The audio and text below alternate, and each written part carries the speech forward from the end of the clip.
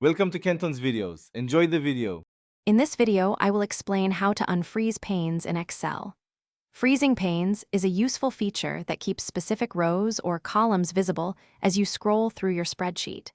However, sometimes you need to remove this setting to view your entire worksheet without restrictions.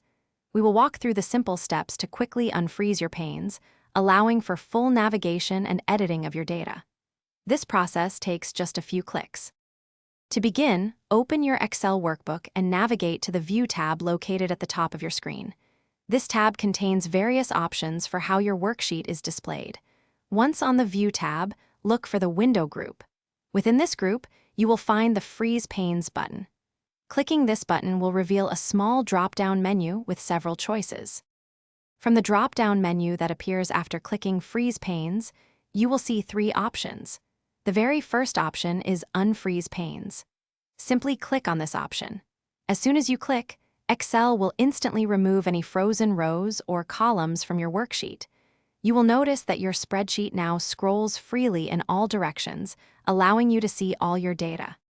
After selecting Unfreeze Panes, scroll both horizontally and vertically through your spreadsheet to confirm that no rows or columns are fixed. Everything should now move together as one unit. This quick and straightforward method is the primary way to unfreeze panes in Excel. You can now easily manage your data without any viewing restrictions.